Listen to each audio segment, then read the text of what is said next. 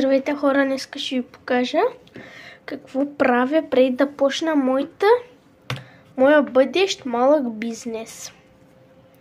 Ето сега вземаме една кърпичка колония и слагаме в кърпичката колония и чистиме всичко тук. Сега няма защо да покажам, защото аз вече съм изчистил всичките химикали. Чистиме това калкулатора, това е много важен. Сега ще ви покажа какво чистя. Ето. Чакайте само да видя дали се вижда. Да, много наблизко ето чистиме. Може много да не се вижда. Ето. Хубаво чистиме и отзаде чистиме.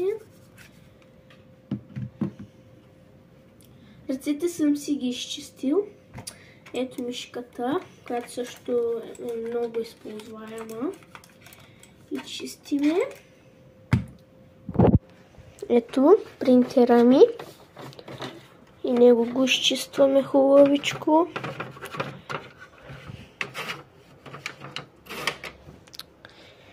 Сега чистиме копчетата на лаптопа. Специално казвам, тия кърпички са нещо като по-специални, такива, които не пускат много вода за техника. Сега ще изчистиме това.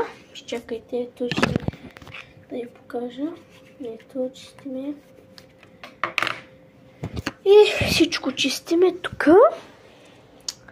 После за втори път си мием ръцете. Слагаме си колония.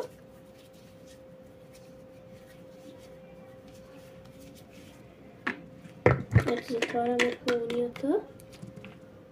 Слагаме си я. Вземаме парфюмче. И пръскаме.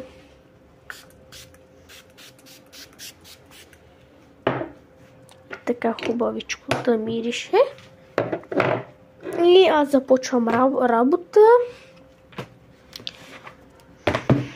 по моя дневник. Ето, хвърляме се буклука и включваме лаптопа в контакта и почваме работа. И чао!